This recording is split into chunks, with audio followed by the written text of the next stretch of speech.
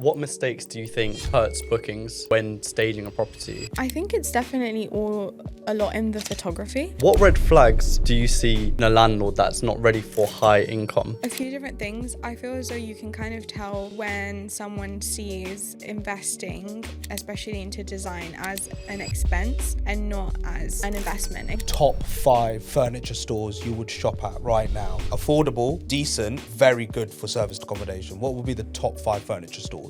I think lighting is a really major part of mood. It brings that feeling when you're in the property, doesn't it? Want to feel like you're in a hospital. Yeah. Having someone in your business that understands AI very well is important and pivotal. If someone wants to use your services, how much do you actually charge for your services? It definitely depends. Welcome to episode 3 of GK Alpha's podcast. Today we've got Joaha here, who is our interior designer who basically runs our whole interior design team. She does all of our projects and let's get into it. So, Jo, how has your day been?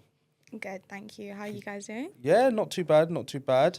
So we're here for the interior design. I think loads of our viewers want to see what does interior design do? What do you do for yourself? And how does it change properties right now, especially in the serviced accommodation world? Yes, it's a major aspect of service accommodation, I'd say, and a critical part of adding value to your property. So, I'm excited to get into this conversation. Yeah, let's get into it. So what we have, obviously, we've done a lot of service accommodations with you. What are like 3 main things that upgrade your property that gets more bookings? I'd say, obviously, with service accommodation, that first contact with a guest is on the listing. So high impact pieces such as really cool headboards, very impactful art. Yeah. However, I would say in terms of retaining guests and getting good reviews is focusing on comfort. So really investing in items such as your sofas and your mattresses. I'd say those are 3 key things. 100%, because when we took on, you did our Inverness Court, so our basically Paddington one. Yes. And the beds, they were not comfortable at all. We changed the mattresses to the best quality, which you recommended. Yeah. And for service accommodation, it's all about the comfort of the guest. Definitely. So when they come and sleep at night and everything, the main thing, they just want to be comfortable, etc. So I completely agree. And would you recommend investing in higher comfort than cheaper, if that makes sense? Absolutely. I feel as though in terms of investment, when it comes to service accommodation, you kind of need to know how to allocate your budget. And there are pieces that you can get, secondhand and you can save on a little bit. And that's mainly like your occasional pieces. So like your coffee tables or your side tables.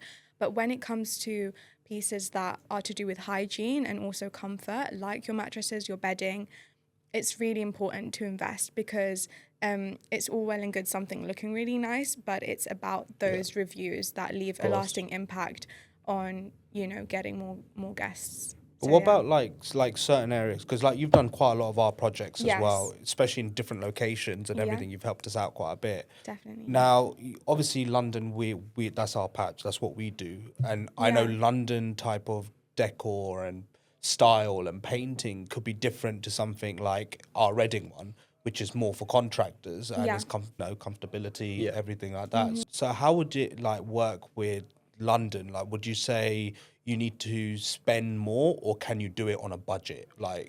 I think that's a very good question, and I do think that's probably step 1 as a designer when we are doing your properties. It's very important to understand your target guests, and that's something that we need to know so we can design accordingly. I think one of the biggest mistakes is a property manager not understanding who will be using that property basically, and maybe designing for personal taste. And that's never a good idea. It's always best to sort of look at your competition and also to never underestimate how competitive it is in terms of design and your listings and how they look. And so I do think in certain areas you may need to invest a little bit more because that's what your guests will be looking for, and they will be looking at properties in the local vicinity, and they will be seeing what looks most comfortable, what looks most finished as a property, because you know, sometimes you can furnish a property with very beautiful pieces, a really gorgeous sofa, but there's something about it that feels really empty. And it's those missing smaller pieces that make you feel like you are at home, or that you are in a, you know, a boutique hotel. And that's your decor and your art, and having, you know, different things like teas and coffees, and it's very important, and that's all things that need to be allocated in a budget. 100%. That's what I think we learned, especially when you did our first property, because it was the small things that made the biggest difference, like having the artificial books, even though they weren't real, they looked really easy on the eye, the throws that matched the sofas. So what other little things do you think can be added to the property when you say there's little design items? If you just give the viewers some examples. I would say this may not be that little, but I think it's something very, very key and like pivotal to retaining guests is lighting.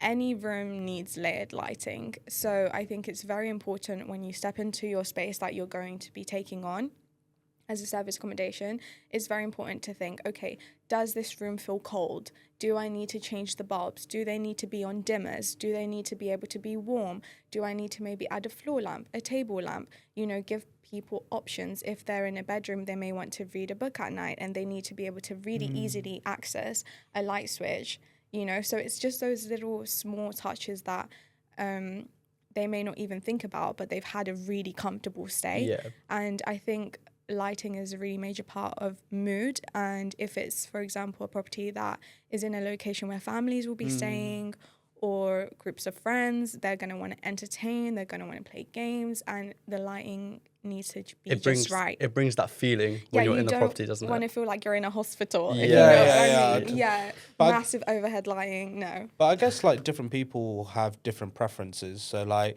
you could put like, if you think, okay, I want to brighten this place up, so let me put some white lights in to brighten it. But then you might have a guest that will come in and say, you know what, this is too bright. And then it's going to be like, hang on a minute, we need some warm lights in this. But then if you put just warm lights, some people might say, oh, it was a bit, you know, too dark. Yeah. So I think that's where you've got to find that buffer zone where it's good enough for all guests. Absolutely. That's why you need that layered lighting, so you can sort of pick, you know, do I want to have the main switch on? Do I want to have the floor lamp on? And it just gives options. No, I totally understand. What mistakes do you think hurts bookings when staging a property? I think it's definitely a lot in the photography as well. I agree. I think investing in a good photographer is incredible, because you can have a really beautiful space, but it's about someone that can capture it well, and that can make, you know, that main image on your listing really stand out and actually capture how it would feel to be in that property. So I'd say actually that a big mistake is more so in that side of things, the photography side of things, rather than the actual properties and how they're designed, because photography can make all the difference. Yeah, I think you guys know that for sure. Yeah, I think you're right, because we've had guests that come in that say your pictures look exactly like what we thought it would be. So like as soon as they walk into the property, it looks exactly the same as the pictures. But then I've seen other serviced accommodations from other people as well, where sometimes it doesn't match. Like either it's been because the pictures have not been updated in a long time, or they've been just there from the beginning. 2 years down the line, the property will look a bit different to what it was there. And that's happened like with us as well. So obviously these professional photos, they enhance the property a lot. Yeah. And I personally think it can be the make or break for the people booking on Airbnb, booking.com. It's the first thing that they see. So it needs to bring them in to the listing. So even when you put professional pictures on Airbnb and booking.com, it pushes your property up in the algorithm, because the more views you get, you're pushed up. So yeah, I think it's super, super important. And especially the way the property is designed, because you layer the property out for a photographer to make sure that everything's just crisp and perfect. Yeah, so that's a great point. Actually, I would say to anyone that's looking to get into the service accommodation business or already is, definitely, if you're working with a designer, ask them to have it ready and staged for photography, because I think there's another eye that a designer can have. So it's always nice if you can get in there and do that ahead of the photography. Plus it's a woman's touch, isn't it? Because I know if us two go in there, we won't have an idea on like how to like. I think you guys have learned a lot along Yeah. the way. Oh, but, so but much. yeah, But it's there's- something like even Samuel Leeds said to us a long time ago. He's like, always have a woman's touch. Like, always. It's Yeah. just one of those things. one of my favorite sayings is get a professional to do it. Yeah. Like, you know, I may be like an interior architect and designer, but I definitely, I can't do an engineer's job. I can't do the decorator's job. So I think it's always good to get a professional. It's an investment that will be worth it in the long Of term. course. Yeah, absolutely. Yeah. Yeah. So what would you say will be like the most a client has ever spent with you just to like do up a serviced accommodation or like even doing up just a property on its own? I would say they're very different. In terms of serviced accommodation, it varies a lot from like my usual projects, which are long term and mainly residential. So people are looking to invest a lot more because these are their forever homes. So that can range anywhere from like 500,000 upwards for residential projects, because they also contain a lot of renovations. So, you know, doing up kitchens and things like that. And I do work on the luxury market. But in terms of service accommodation, I would say upwards of 20,000.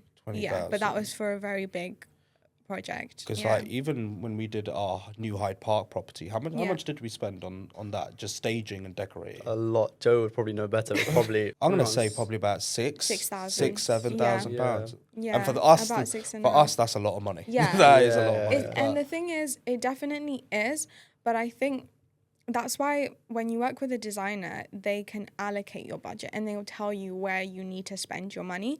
Because if you don't know, you may, you know, buy a really expensive bed and maybe that wasn't the bit that you really needed to spend your money on. Maybe it was a mattress, you know? Mm-hmm. And I think sustainability should be a key part of property management and the service accommodation world, because, you know, you may end your time with a certain listing, go on to another project and be able to use those pieces that you invested in that property.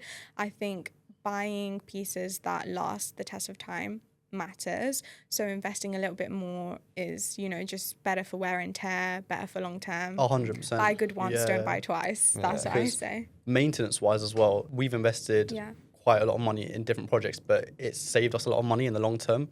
Just because it's lasted longer. There's so much less maintenance issues.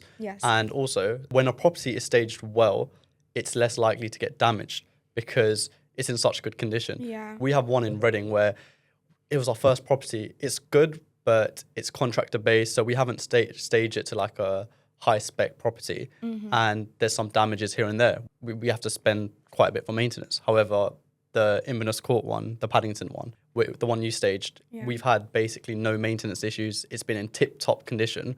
Cleaners come in, do the cleaning, guests come in, they respect the property.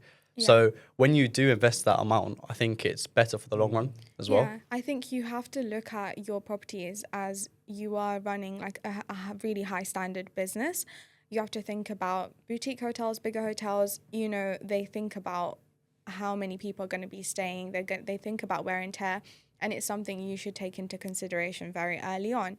And like you said, if something is designed really well, people almost like respect it more and they don't want to come in and they don't want to damage it. And actually, even the people that book your properties are more respectable, if I can treat it say. like it's their own. Yeah, Exactly. and it's guests that you know aren't there to basically, you know, throw a massive party or like damage your property, because they can just see from the listing it's not that kind of place. Yeah. So So what's the timeline of setting up a property? How long does it usually take with an interior designer? Does it help clients get the job done quicker as well? And I want to add on to that because I know serviced accommodation, it's very like we need to do it by you know 5 days time. We've got to get it done. Because sometimes there's no grace period as well, so it's even more pressure to get it done. I think and this is something you guys do really well, getting a designer involved as early as possible, even if that's at the point where you're just going for a viewing and it's not a confirmed thing yet, gives the designer an ability to sort of carve out space in their schedule for if you take on that property. So as soon as you think you're going to take on a listing is the time to get a designer involved. And I definitely think it helps with schedule a lot, because it just means that, you know, you can maximize getting things done.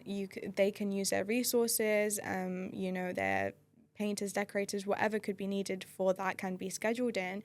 And also, allowing a designer to do their job and sort of be able to order things in a timely manner, get all the logistics planned out. The install side of things is never that long. It's more so planning everything and the logistics and ordering.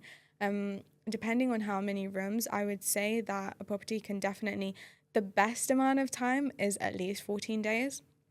But I'd say a 10-day turnover is a good amount of time. Depending on the size of the property. Depending on the size of the property. And obviously anything longer than that is a bonus. A bonus. Is a bonus for a designer. But I would say, 10 days is a really good amount of time. Really, yeah. But if you get someone involved beforehand, maybe all the ordering can be done before you have the keys, and then it's and it makes your life easier, because what we do when we find out we're getting a property, or we think we're taking it on, we just message you straight away. We send you the video of it, and you come up with ideas straight away. And I guess it probably does save you a lot of time. And we all kind of put in work together to say, oh look, we want it this way. We have these ideas, and then you kind of say, this might not work, etc. But then you come up with good ideas, and it just saves so much time in the long run. That's what we've noticed with working with you as well. So I think getting in early, sending you the initial videos, etc., is really good. What kind of slows down your work when beginning? Like, what kind of problems arise? That's an amazing question. I would say, well, this is good for people to know, I think, so that they know what to hand over initially.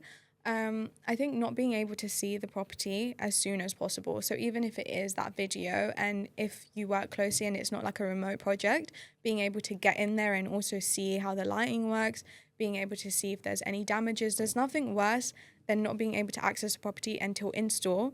And then you get there and there's marks on the walls, and that will slow things down.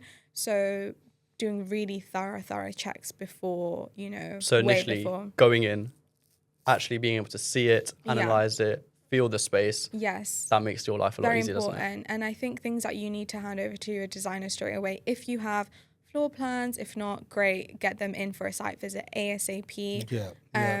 Telling them your requirements for what you may want or what works, because obviously how the algorithm works, more about service accommodation than maybe an interior designer would do, and also what kind of guests will be staying there, so we know to maximize the amount of beds and things like that. So for contractors, what beds would you have in comparison to high net worth individuals like the Marylebone ones? Quite different. Obviously, in terms of comfort, we want to keep it consistent. Like, I think comfortability is a luxury anyone staying in a service accommodation should have, but that comes in your pillows and your cushions, so your bedding.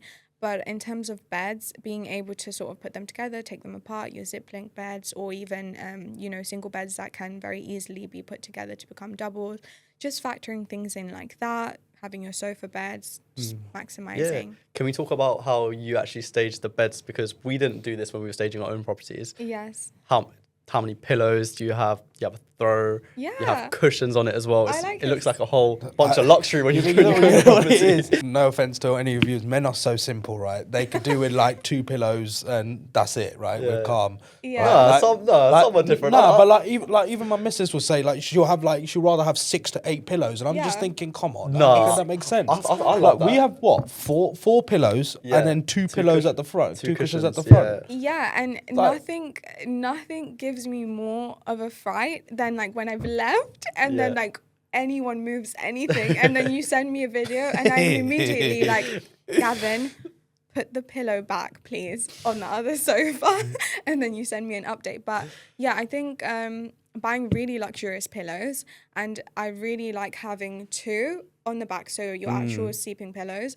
And you can put them upright, but I also like to lay them flat. It gives that hotel look. And then a really big decorative cushion, 2 of them in front of that. And if you want to go all out, you can even get a nice accent one for the front. Yeah, we a did bit that. of a bolster. Anything else to add more? A nice throw. Throws, absolutely. There's a lot that goes into this. You can tell we work together a lot because Kush is just seeing money signs. Yeah. But, it just happens. Yeah, layering a space really nicely. And even bedside tables, I like to stage, you guys know. I like to put a nice book on the bedside table or somewhere for people to put their trinkets, somewhere to put their rings. I think it makes a massive difference as well. When the client first walks in, it just looks amazing. It looks Yeah. luxurious. And Definitely. what they do, we do. Everyone does the same thing. You go in the bed the first night, pillows just go everywhere. Yeah, But yeah. when you go exactly. in, it's the first initial Yeah. Yeah. eyesight, like it's your tunnel vision, and then that also just brings in good reviews. It shows that you care about the clients as well. Yeah, but I think people just also a lot of people don't want to waste time. So like that the Windsor one, you bought that side table that has the plug in the actual table, Yeah. and it has the USB leads and everything. That is efficient, and Yeah. people love that sort of stuff because they don't have to bend a wire around to go and plug in their phone. Any of this stuff, they could just Exactly. there's so many little things you can add to a property that will make people's life so much easier. Yeah. And I think that's what people love the most. I actually really like that point that you've just made, because even small things like making it easy to find things they're gonna need. So like not hiding your salt and peppers really far back in a cupboard, like just make everything very easily accessible. You just don't want a guest messaging you like, hey, where do you keep the spare toilet Exactly, roll? yeah. You know, It's a headache. Exactly. And they just kind of want to zone out and forget that they're somewhere where that's managed. They just want to go there, treat it like home. They know where everything is and leave when it's time for them to leave. So Exactly. So, like, I had a question from a couple of people that I think they wanted to ask you as well. okay. What colours with what seasons work the most? So, like, so if you start from winter, like right now, if I had a open canvas of a property here, what colours would you want to go for? And then would you recommend with painting and stuff like that, would you recommend actually how long would you do to how long would you take to change it? So would you think changing it every year, the paint job, or would you say change it every 3-4 years or something like that? But what colours Yeah. would you recommend right So now? good question. I think actually this is a good question even for just, normal residential clients. And we get this question a lot in interior design. I would actually say that that's a bit that goes into like that sustainability side of things, because there's only so many times you're also going to change the photographs on your listing and you kind of want it to look realistic. So just getting colors that can go nicely through different seasons, and also even being able to move your cushions around in the property. So I really like, burnt oranges. They just go really well all seasons. Greens. They're just calming colors and they're not offensive to anyone. So What are greens are really offensive nice. colours? I feel as though there are colors that can be very hit and miss, like you can do red really wrong. It can look beautiful. You can do a maroon really well, but red as a color can go really wrong. Even like very bright oranges can be a little bit too much. Royal blues and I think it just depends. I think the more subtle it is. So like even this brown it's quite nice. It's subtle. Yeah. It still shows a lot in it, but it feels not comfortable. Yeah. Yes. And anyone that were to be in the space wouldn't feel offended. Like that's sort of what I mean. Where it's just like, like, I don't know, that cushion's glaring at me. You kind of just don't want that. So I like to have a base that's quite neutral, but obviously good for wear and tear. So I don't really recommend going for white as a paint color, because people are going to touch the walls. It's just going to happen. So, going for something that's like a taupe or, somewhere in between, like a beige and a grey, something like that. And then layering colour through artwork and cushions and throws. And then also those pieces can be changed, like you said. I wouldn't say every year. I think that's not necessary, but definitely buying really, really good, high quality paint. Very important, because if you buy wipeable paint, then your cleaners can sort of sort out things that happen, any stains, whereas if you buy bad quality paint, it will chip, unfortunately. So yeah, and buying extra so you can top it up if there's any stains. That's always a good idea for like a year. And then maybe every 2.5 years for service accommodation. Painting can change the whole look of your service accommodation as well, especially just a lick of paint. That Inverness one again, we put it. It wasn't white. It not was even the Inverness one. Remember the Westfield one? the Westfield, that was yellow when we walked in there. Remember, it was so tiny, it was yellow, and we thought that this is never going to work. And then with a bit of wizardry from Jo here, she changed it, absolutely changed it, and now it's booked up. So it's crazy what Paint little makes all paint the can do. difference. Yeah. And You'd be surprised. it does open up the space in a different way as well. It can make a space look bigger. It can make a Absolutely. space look more warm as well. Yeah. So, yeah, 100%. Okay, on to the next. What would you say? What do you need to know from a service accommodation provider or a landlord when taking on a property? What information do you need to have to basically start? Yeah. I think like the basics, of course, how many bedrooms is there? Is it, semi-furnished? Is it unfurnished completely? That also plays a big part into your budget. Definitely how many people they want it to accommodate. The size matters. So if you're working on something virtually, you definitely would need like a floor plan, or at least for someone to go in and measure it. That matters greatly when it comes to ordering the right size of furniture. So yeah, definitely things like that, I'd say.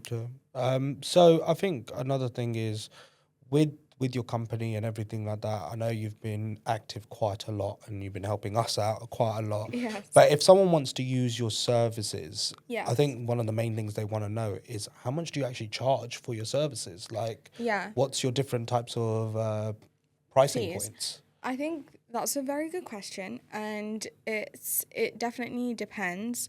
I actually often say that if you work with a designer that like has like a service fee list, that can sometimes be a bit of a red flag, because your property could, for example, be completely like furnished and you just need them to decorate it, and they go, per room I charge $450, and like that's doesn't really quite make sense, does it? So it definitely depends on a few factors: how many bedrooms, what kind of service you're looking for. I offer different services based off of people's budgets, and I rarely, like to turn people away. I love to work with different people, so I kind of see with their budget what service I can offer them. So that might be just curating a FF&E list for you. So that's basically all your furniture, all your fixtures, all your equipment.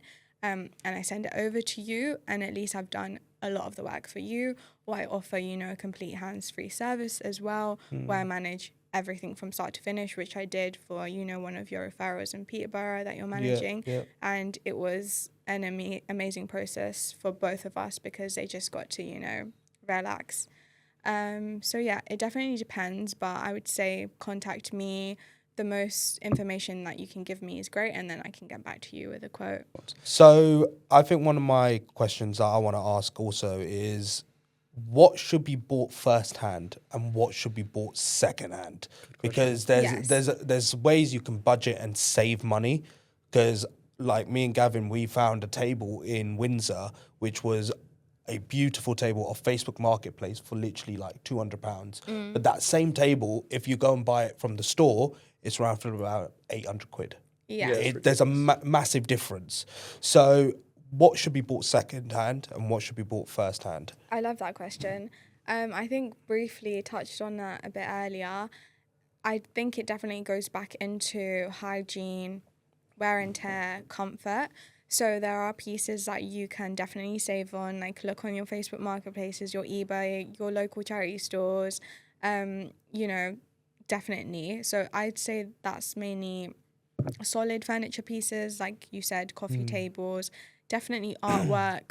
You can find incredible artwork at, charity shops and things like that.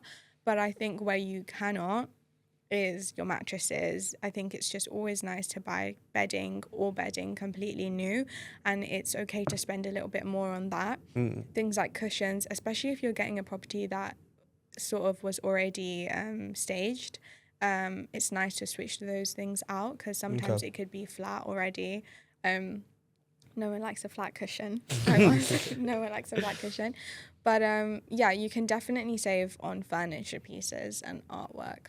Okay. Yeah, because for example, we had one in Windsor, a sofa bed, Chesterfield sofa bed, which is really good. Highly recommend it for extra comfort, especially for places like Windsor or central London, because they're different to just normal beds, normal sofa beds. They're more, it's like a mattress underneath. But that one we got, I think, for like £140 on Facebook Marketplace. But online, how much is it? I think it's 700-800, probably even more, expensive, which is ridiculous. And that sofa bed was in really good condition. There was minor small stains on it, which it's not really noticeable, which we cleaned up as well. But you're saving a lot of money. in the long term. Yeah. So little things like that, would you say? Definitely. I think also it's always good to go see it. So if you're buying something on Facebook Marketplace, don't just send a courier. Please go see it yourself. Yeah, check it out, because obviously, you know, pictures can be deceiving sometimes. If it's a sofa, sit on it, give it a try, make sure it's not got any wobbly legs, just things like that. And if it's in good condition, then yeah, you got yourself a bargain. So yeah. Okay, so right now, tell me then, what will be the top 5 furniture stores you would shop at right now that is affordable, decent, and basically very good for serviced accommodation? What would be the top 5 furniture stores? Yeah, I think that's a great question, because once again, it's very different to residential design, because, you know, you spend a lot more on furniture.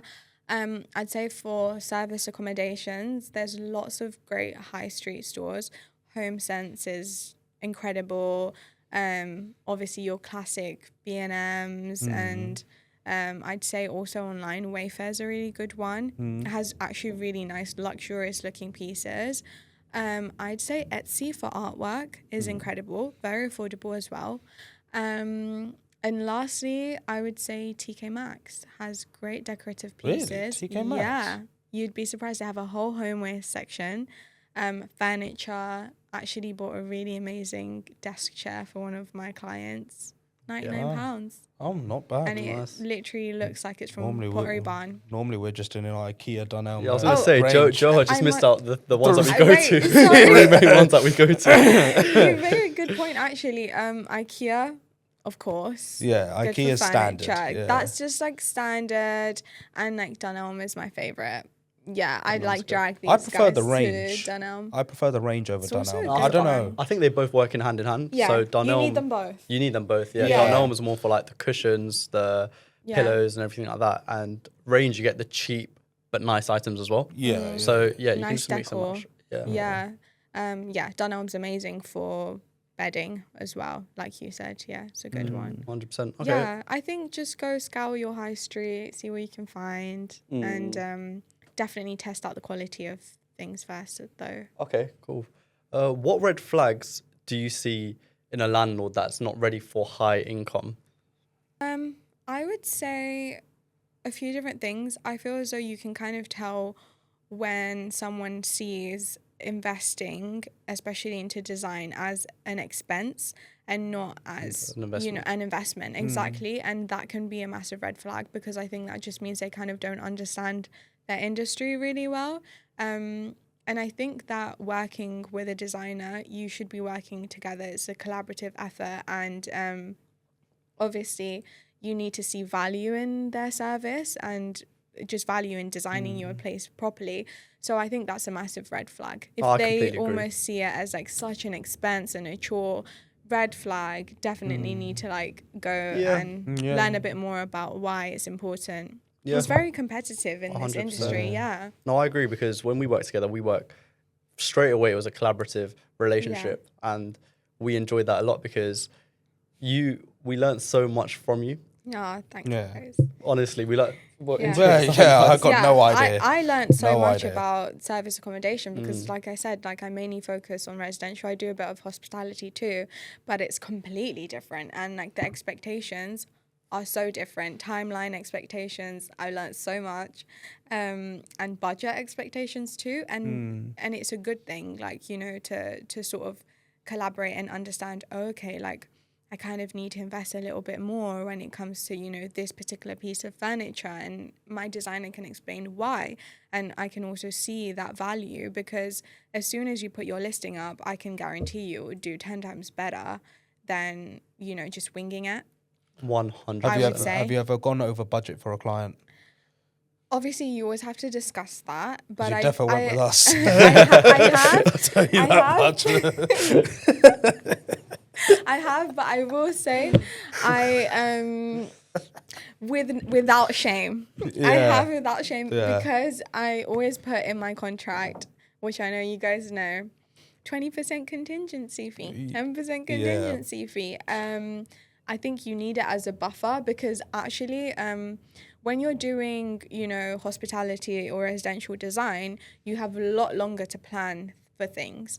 Whereas when you're doing a service accommodation, you've got max of 2 weeks, let's say, and within those 2 weeks you need to figure out the budget and everything like that, and you know, things can come up, so it's always good. Would you say because the larger the properties are, the more contingencies you need, or is it just as a basis you would say 10%? It's as a base, I would say 10 to 20% of the overall budget, and I wouldn't actually say it's to do with the size of the property. I would say it's more to do with the property itself. Maybe it doesn't have anything at all, you're starting from scratch, or the standard that the client wants the items to be more luxurious or something. And then mainly where contingency fee actually ends up going is couriers and decorators. So painters, last minute painters, last minute deliveries, that's where that contingency and a lot of goes. things, they don't go to plan when staging a service accommodation. There's always something that comes up. You can never, we've never had it where we said, look, we're going to do it in 5 days. It's going to be done in 5 days. Do you know what I mean? Sometimes it takes a week. Sometimes it could take maybe a little bit longer. Exactly. It just happens. So you've got. I would say that's another. You know, we discussed red flags in landlords or property managers. I would say red flags in designers is just that, like, unrealistic, overpromising, like, once again, just having like a set fee, you know, just being like, oh, this is how much I charge, without looking at, you know, the specs of your project. Your particular project could do with less work, more work, and also timeline. Just being like, I can furnish your space in 3 days. And maybe they design your property exactly the same as every other property they design. You know, they just have like a spreadsheet of all the same pieces that they use. It's and you don't done want that. work, It should be a bespoke service. Yes. And because of that, it can take a bit longer. And every property is different. So you need to, it needs to be staged in a different way. And that's why we chose to work with you and make you our interior designer, because you've always been real, and you've always you have, and you've always under promised. I know we mess about a lot, but like you do put us in our place where you're like, no, you're not getting that, or you know, we learn a lot, and that we rather work with professionals like that just say, look, this is what needs to be done, and you always under promise and over deliver, and that's how we work as well. So I think obviously nowadays, especially 2025, 2026, a lot of stuff is going on the internet, AI, everything's moving up. So how is design right now with AI? How is that collabing at the moment? And do you use any softwares right now that are AI related that can make other people's life easier, or any sites that you know?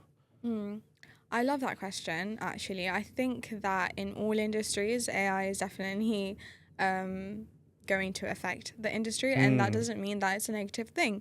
I kind of say you're either going to hop on board or get left behind with AI, and I think that everyone should use it as a tool.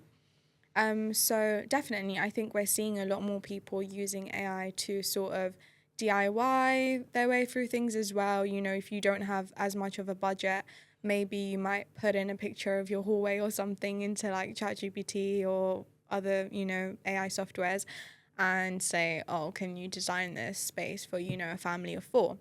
But as an interior architect and designer, I kind of only use it for research, to be honest, and links and things like that, just ways to sort of help me in my more administrative tasks, to be honest. Do you use it for your actual interior design tasks at the minute? No, because I 3D render myself. Like, I've learned all softwares, you know, through university, post-university. I self-teach. I always stay learning. Did you study interior design at university as well? I studied interior architecture and design, So I mainly do like a lot of renovation works, to be honest, and work on new build projects with architects and engineers. So yeah, it's a lot more technical. Nice. But so I work with AutoCAD and rendering softwares and things like that. So I personally don't use it because I kind of don't need to, and it's the joy of my job anyways. Do you think there'll be a point where you will need to use it? Because I've seen a lot of stuff online with AI and interior design, but I don't know.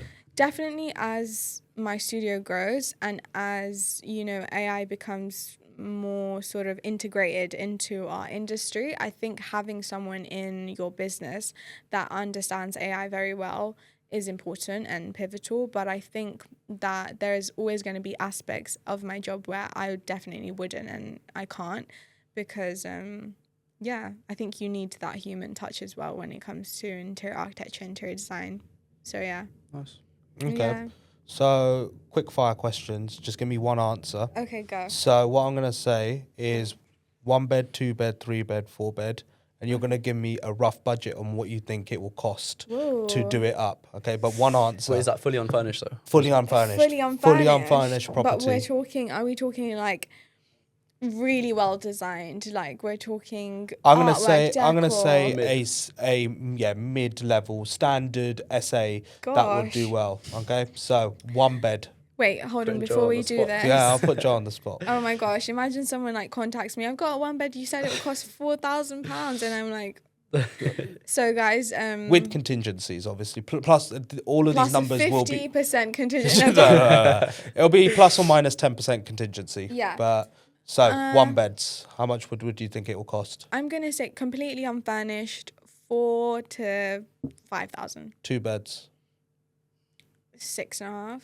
3 beds. 3 beds. Ooh. 8. 8. 8, Okay. 9. 4 bed. 10k plus. Okay. I think Joe's being 11K. over conservative. Yeah. To be honest. I'm being conservative, guys. Yeah. Like double each number I said. Yeah. For a 1 bed, I would say roughly around 3.5. That's fully unfurnished. I said 4 to 5. 4.